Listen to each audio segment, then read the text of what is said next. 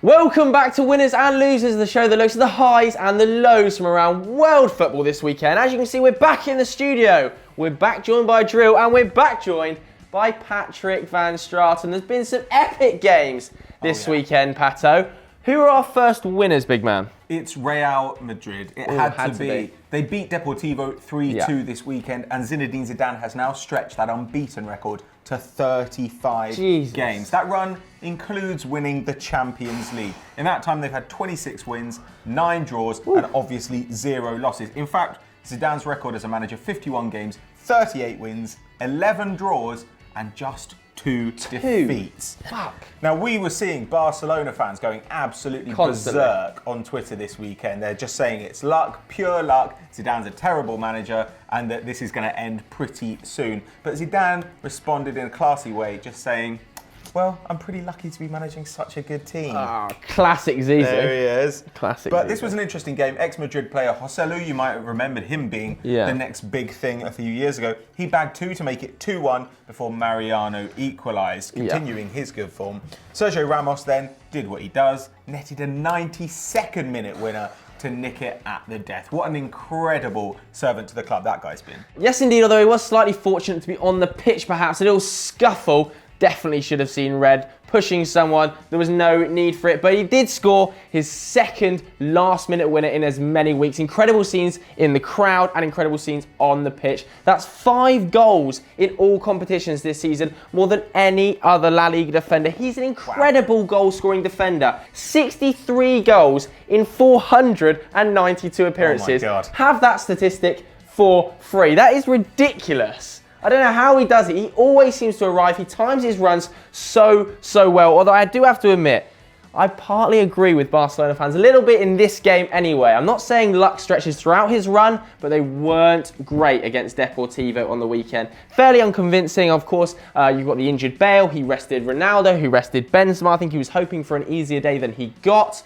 That was the first time since 2014 that none of those 3 have been on the pitch, and it really did show. Morata pulled them through, scored an absolute wonder goal, and then it was down to Ramos, wasn't it, to nick it and maintain that 6-point gap over Barcelona. So a good weekend for Real Madrid, but they need to start bucking up their ideas if they want this run to carry on into the future. First up in the losers section, it's another terrible week for Pep Guardiola. Oh, and I'm a happy boy. 4-2, of course, they lost against Leicester City, and Pep is really struggling now. It's now 4 wins in his last 15 games as Manchester City manager. Claudio Ranieri, on the other hand, loves playing against Manchester City. The Sky Blues, he ruins them every time. It's 8 wins out of his last 9 games against Man City, but Pep's side in a world of trouble defensively.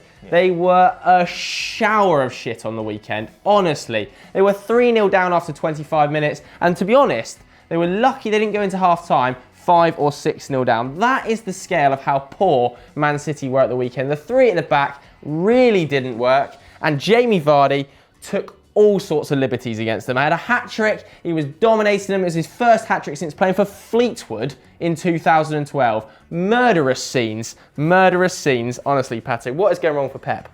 Well, look, I mean, that defence is obviously not up to scratch yet. He doesn't quite have the personnel, and John Stones, while being talented, is still very young. Nicolas Otamendi probably shouldn't be a starting centre-back, but I don't know if Kompany is going to be the solution, because we don't know if he'll ever come back fit.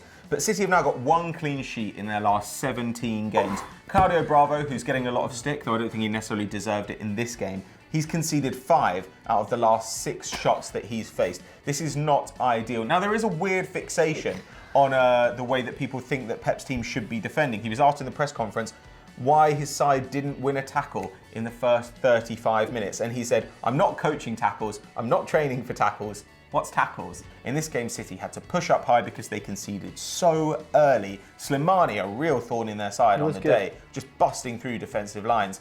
And as we know, they all got ethered. So I think that they need to kind of maybe rethink their personnel in January or next summer. If these rumoured release clauses are true for Alderweireld or Virgil van Dijk, then that might be interesting. Pep Guardiola. But Leicester, let's not take anything away from them. They knew what their game plan was. Jamie Vardy, his pace just scythed through that defence, and really they knew how to put the team under pressure and create opportunities. But City now 7 points off the top.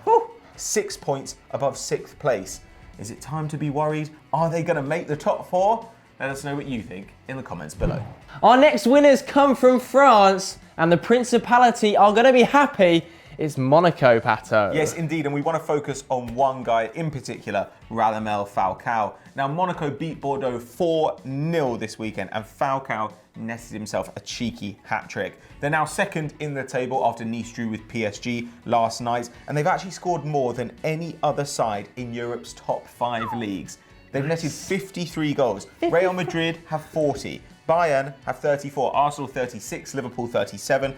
Feyenoord 44. They are smashing it. Let me just read you the results from their last 7 victories. 7-0, 6-2, 6-0, 3-0, 4-0, 5-0, 4-0. Unbelievable, mate. They've taken the joint most points this season with Juventus of any team in Europe's top 5 leagues.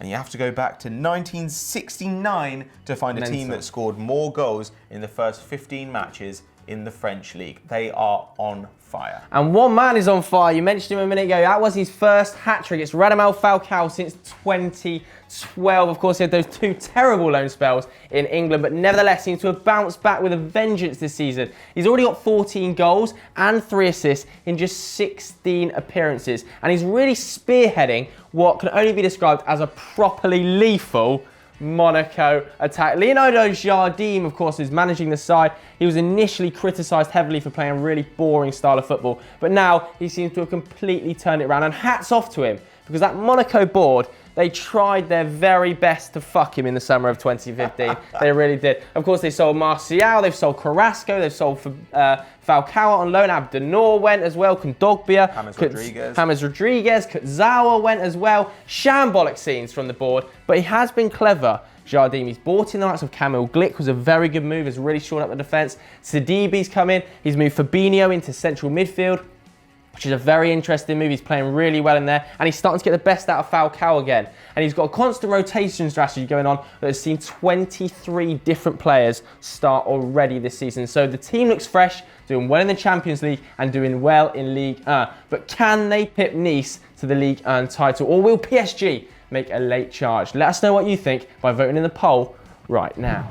Our next loser is Ronald Koeman and his Toffee side, slumped to a 3-2 defeat against Watford. Yeah, not great stuff. That's now 1 win in their last 10 games. Shout out to the Foo Fighters who predicted that. 1 in 10. But they really do look terribly, terribly frail, both at the back and going forward. It's really shocked me, actually, that Funes Mori and Jagielka aren't Maldini and Nesta. Honestly, shock, Koeman, that you're shipping a shitload of goals. Obviously, Bolassi's out for the season now as well. Lukaku, on the weekend, of course, got an equaliser after Okaka scored that wonderful backheel finish.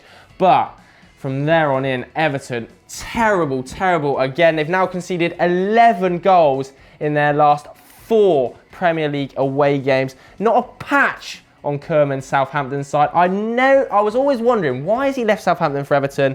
It appears that he's gone insane. They're not even as good as Claude Puel's Southampton What's side, going on? who've conceded just 15 goals this season. That's the joint same record as Arsenal, and good for 3rd best in the league. Everton, I mean, like as Joe says, Balassi ruled out. That is going to be a little bit of a loss for them, especially seeing as some of their backups are not doing terribly well. Aaron Lennon, still shit. Who'd have known? Kevin Morales, also shit and a troublemaker. Gerard Deulofeu not getting a chance for whatever reason. But they're 9th with 20 points at the moment, which isn't too bad, because when you look at them, you think that they're probably competing for that 7th place trophy this season, when you look at the strength of that top 6. If Lukaku picks up a niggle, though, if he gets an injury, they're in so much trouble, because he has been sensational this season. He's contributed to 12 goals. That's 7 more than the next best Everton player. That's really, really good. But the game was pretty even. It could have gone either way. Same number of shots on both sides, 11.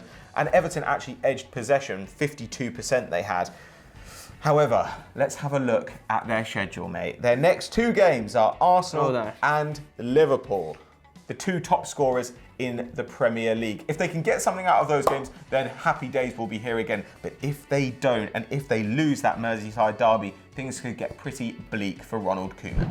Our final winner is a suggestion from Santa Claus's Spanish brother. It's Pablo Claus. He says Napoli, Pato. Why should it be Napoli? Because Napoli beat Cagliari 5-0 this weekend. Now, there was one particularly fantastic goal. It was Mertens' 3rd goal. Yeah. Every single Napoli player touched the ball in a 24-pass build-up. That's the football that we've come to expect from Maurizio Sarri's side. They're now on a pretty good run, and they needed this 3 points to close on that top 4. They're level on points now with Lazio, 31, and they're 1 point behind Milan and Roma. In fact, their only loss in their last 11 games was 2-1 versus Juventus. So perhaps our perception of them not having the greatest season in the world is a little bit unfair, mate. Yeah, and Dries Mertens is really on fire alongside Marek Hamšík. He got a hat-trick on the weekend. Dries Mertens looked very impressive. That's actually his 2nd Man of the Match award in the week, of course. Picked up a goal and assist. Wonderful goal against Benfica it was as well to win away in Portugal. And Marek Hamšík also got a goal on the weekend.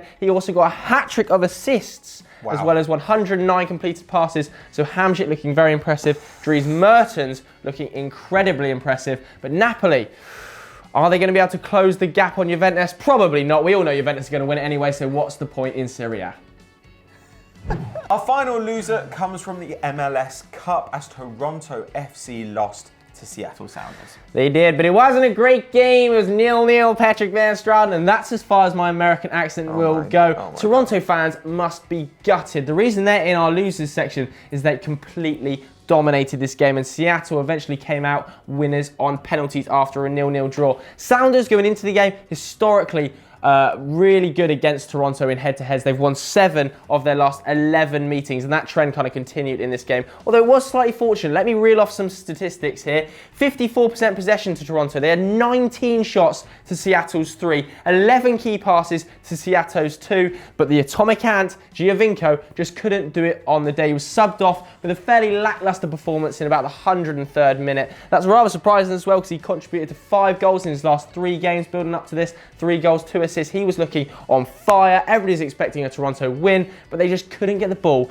in the back of the Seattle net, Pato. No, they couldn't, but Seattle went in with a plan. This was anti-football. It really, really was. Their game plan was summed up by one stat. This is the first time in MLS Cup history that a side went into halftime without having had a shot. Wow. That's how dumb. Like Joe says, 19 shots Toronto had to 3 from Seattle. But we do have to give a shout out to their keeper, Stefan Frey, who was unbelievable. Pulled off this Seaman-esque save on the line and save from Michael Bradley in the shootout. So Seattle, despite being dominated, they walk away with the trophy, and the best player in MLS, as we've said previously, Sebastian Giovinco, goes back to Canada with nothing. Congratulations to the Sounders, but Toronto, oh my God, you fucked up this time.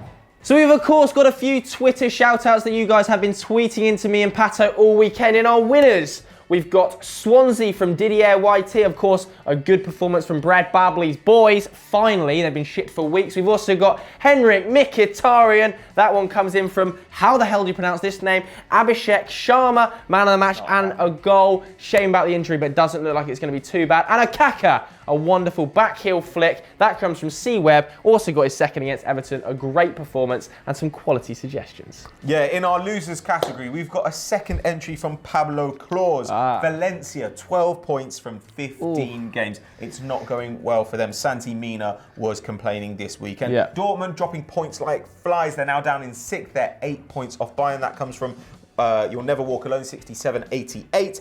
And Red Bull Leipzig finally lose their unbeaten streak, and it's the first game this season that they haven't scored in the Bundesliga. 1-0 they lost to bottom feeders Ingolstadt. I've got another one. Oh, here we go. Losers. Manchester United fans this weekend. Scum. I'm going to say it. We were losers this week. How dare you boo Marouane Fellaini at his own ground? Support your team. Small-time mentality. That's what I'm going to say about it. Not good enough from us. So that's all we've got time for today, so thanks very much for all your suggestions at home. If you want to get your suggestions in next week, make sure you send a tweet to either me, Pato, or the Football Daily account. And if you're wondering what to do next, head over to Euro Football Daily where they're doing the Euro Roundup. Pato, who the hell are you covering this week? We're going to be covering Bayern Munich. We're going to be covering Benfica. We might even give a little shout out to Arsenal. Who knows? Head over there right now. And as ever, guys, please do like and subscribe. Catch you next time.